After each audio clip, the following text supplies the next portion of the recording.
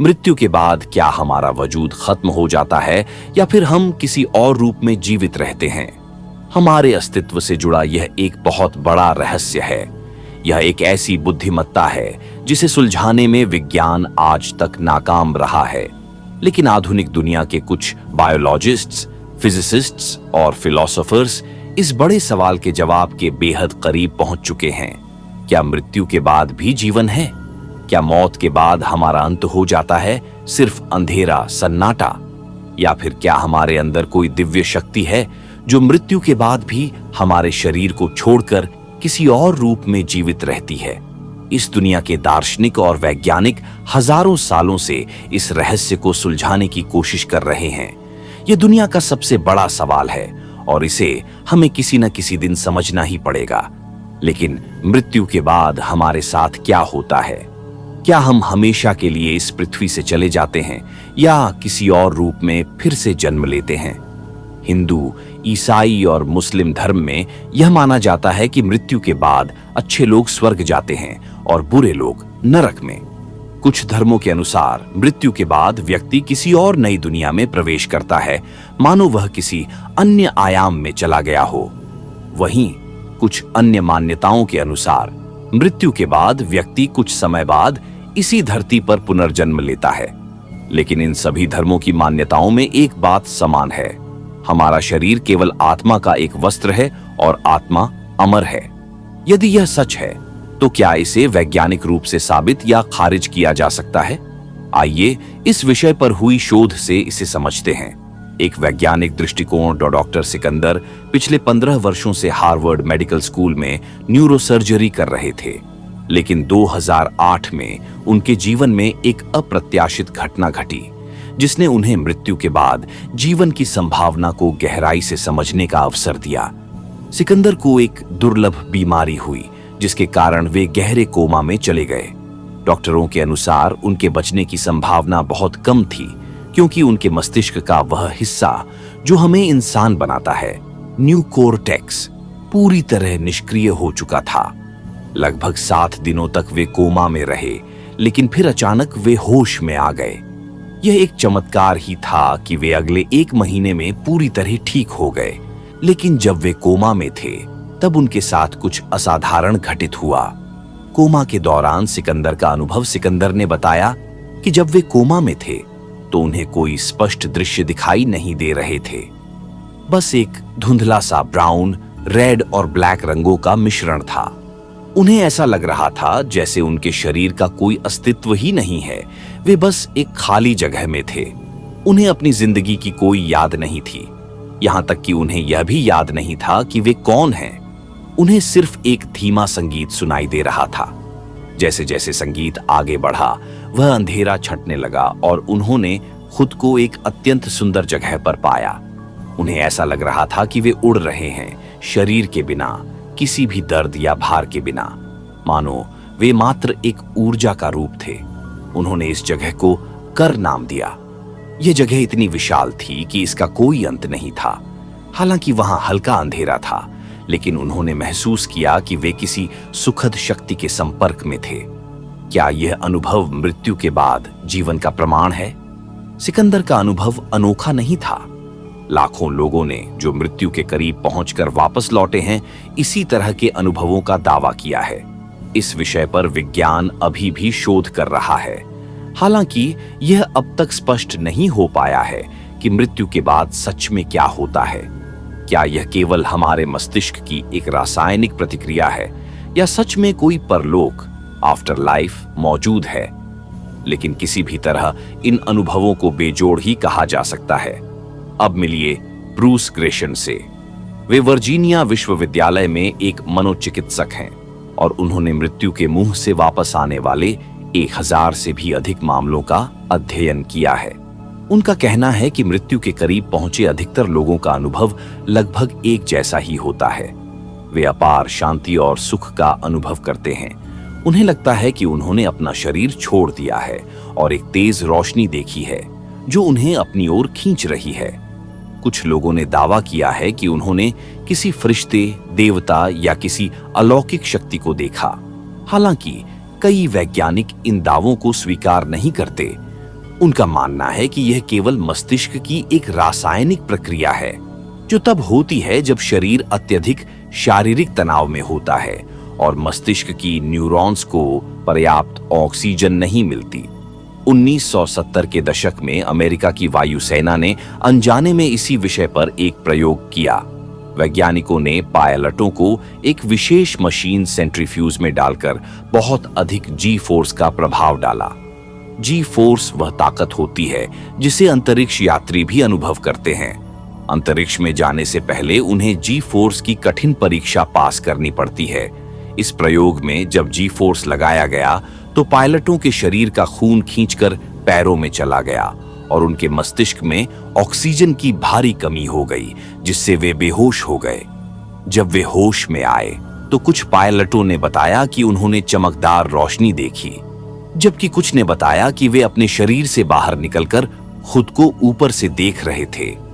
क्या यह मृत्यु के करीब पहुंचे लोगों के अनुभव से मिलता जुलता है? इन अनुभवों में और मृत्यु के करीब पहुंचे लोगों के अनुभवों में एक बड़ा अंतर था। कोई भी पायलट यह दावा नहीं कर सका कि उसने किसी फरिश्ते, देवदूत या मरे हुए रिश्तेदार को देखा। तो इसका क्या अर्थ निकाला जाए? क्या मृत्यु के करीब पहुंचे लोगों के ये अनुभव केवल मस्तिष्क का आखिरी सपना होते हैं, या फिर यह इस बात का संकेत है कि मृत्यु के बाद भी कुछ अस्तित्व में रहता है? इस सवाल का उत्तर खोजने के लिए हमें मिलते हैं डॉक्टर स्टुअर्ट हैमरॉफ से। वे एरिजोना विश्वविद्यालय में चेतना अध्ययन केंद्र के निदेशक हैं और एक प्रैक्टिसिंग एनेस्थीसियोलॉजिस्ट, बेहोशी देने वाले चिकित्सक भी हैं।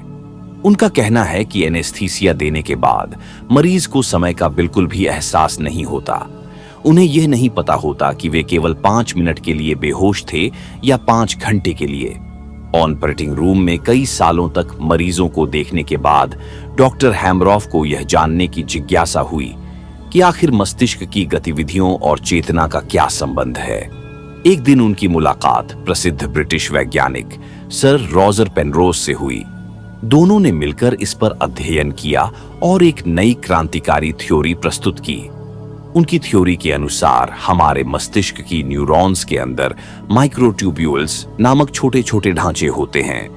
ये माइक्रोट्यूब्यूल्स एक प्रकार से जंगल की शाखाओं की तरह फैले होते हैं और सेल, कोशिका की संरचना और कार्य प्रणाली का निर्धारण करते हैं। ये माइक्रोट्यूब्यूल्स किसी कंप्यूटर की तरह काम करते हैं और आणविक स्तर पर सूचना को संग्रहित करते हैं।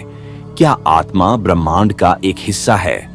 डॉक्टर हैमरॉफ और सर रोजर पेनरोज का मानना है कि हमारी चेतना क्वांटम स्तर पर कार्य करती है और यह ब्रह्मांड के मूलभूत तत्वों में से एक हो सकती है।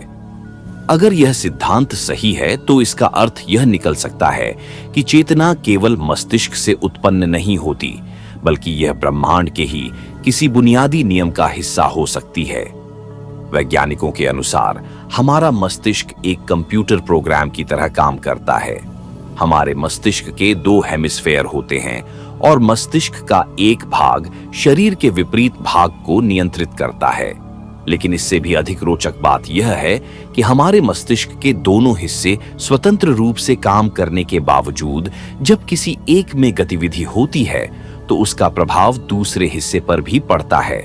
हालांकि इन दोनों के बीच कोई प्रत्यक्ष शारीरिक संपर्क नहीं होता, फिर भी यह प्रभाव क्यों होता है? डॉक्टर हैमरॉफ और सर रोजर पेनरोज का कहना है कि जब मस्तिष्क की किसी कोशिका के माइक्रोट्यूब्यूल्स में बदलाव होता है तो उसका असर दूसरी कोशिकाओं के माइक्रोट्यूब्यूल्स पर भी पड़ता है। क्वांटम सिद्धांत के अनुसार ब्रह्मांड में हर स्थान, चाहे वह खाली हो या भरा हुआ, किसी न किसी जानकारी से युक्त होता है। डॉक्टर हैमरॉफ का मानना है कि ब्रह्मांड की बनावट ही इस प्रकार की है कि हर जगह जानकारी उपस्थित होती है। यह जानकारी सिलसिलेवार रूप से आगे नहीं बढ़ती, बल्कि यह इस तरह से जुड़ी होती है कि यदि एक स्थान पर कुछ होता है तो उसका प्रभाव अन्य स्थानों पर भी महसूस किया जा सकता है। डॉक्टर हैमरॉफ और उनके सहयोगियों के अनुसार मस्तिष्क में मौजूद माइक्रोट्यूब्यूल्स न केवल सूचना को संग्रहित करते हैं, बल्कि वे ब्रह्मांड में मौजूद सूचनाओं से भी संपर्क स्थापित कर सकते हैं। उनका मानना है कि हमारी आत्मा न्यूरॉन्स से भी अधिक बुनियादी तत्वों से बनी होती है, बल्कि हमारी आत्मा की रचना उसी पदार्थ से हुई है जिससे हमारा ब्रह्मांड बना है। क्या आत्मा ब्रह्मांड का ही हिस्सा है? डॉक्टर हैमरॉफ के अनुसार चेतना या आत्मा का अस्तित्व ब्रह्मांड में हमेशा से रहा है, शायद बिग बैंग के समय से। यह सिद्धांत हिंदू और बौद्ध धर्म की मान्यताओं की याद दिलाता है, जिनके अनुसार चेतना ब्रह्मांड का एक अभिन्न अंग है और पूरे ब्रह्मांड में व्याप्त है। अगर चेतना वास्तव में एक क्वांटम प्रक्रिया है, तो यह मृत्यु के बाद आत्मा के अस्तित्व से जुड़े रहस्य को उजागर कर सकती है। मृत्यु के बाद आत्मा का क्या होता है? डॉक्टर हैमरॉफ का कहना है कि जब किसी व्यक्ति का दिल धड़कना बंद कर देता है और उसकी सभी जैविक प्रक्रियाएं रुक जाती हैं, तब माइक्रोट्यूब्यूल्स में मौजूद क्वांटम जानकारी बिखरने लगती है। यदि किसी व्यक्ति को पुनर्जीवित किया जाता है, तो यह संपूर्ण जानकारी पुनः माइक्रोट्यूब्यूल्स में लौट आती है। यही कारण है कि कई लोग मृत्यु के दरवाजे से लौटने का अनुभव साझा करते हैं। लेकिन यदि व्यक्ति की मृत्यु स्थायी हो जाती है, तो यह क्वांटम जानकारी शरीर से बाहर निकलकर ब्रह्मांड में विलीन हो जाती है। यानी आत्मा संभवतः ब्रह्मांड में एक स्वतंत्र इकाई के रूप में बनी रह सकती है। वैज्ञानिकों के लिए आत्मा को स्वीकार करना कठिन क्यों है? दुनिया के कई वैज्ञानिकों के लिए यह मानना मुश्किल है कि आत्मा ब्रह्मांड का ही एक हिस्सा हो सकती है।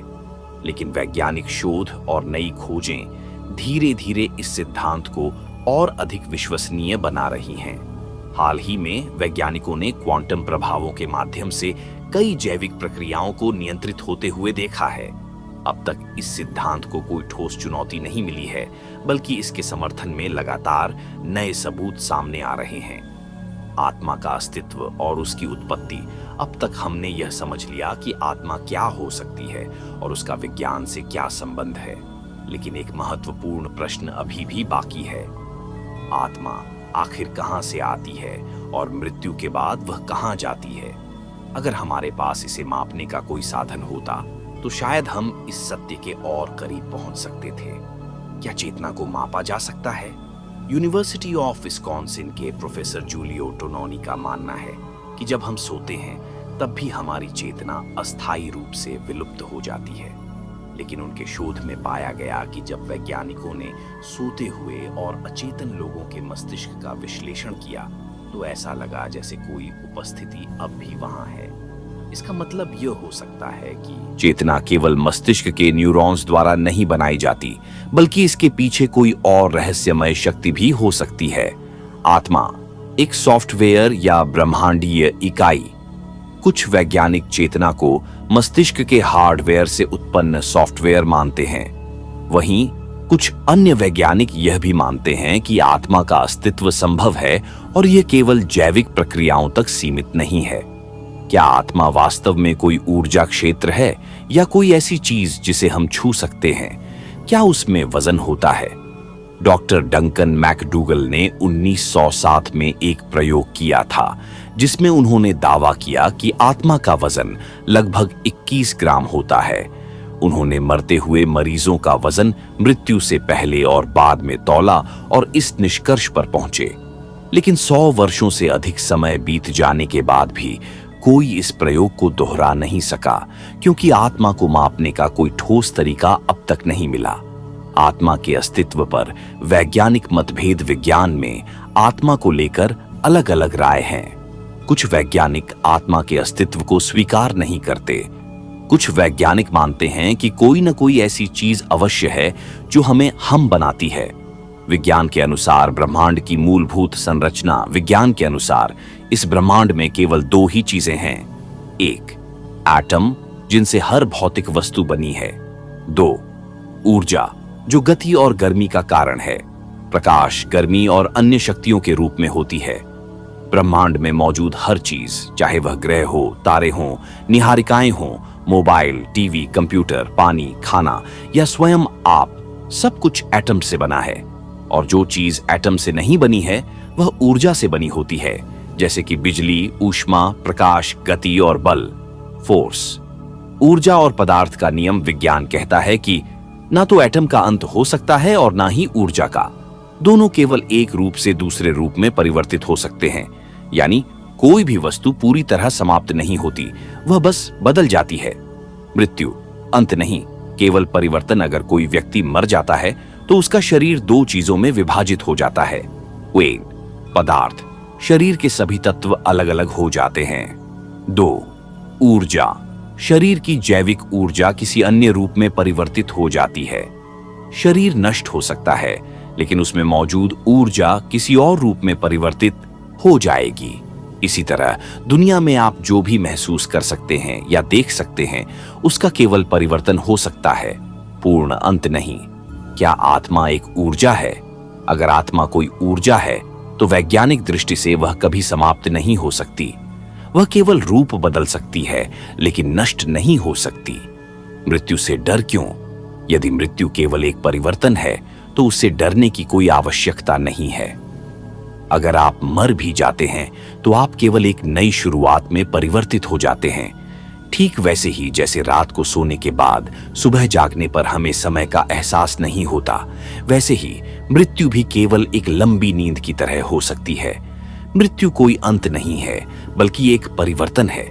ब्रह्मांड में कुछ भी पूरी तरह समाप्त नहीं होता, केवल रूपांतरित होता है।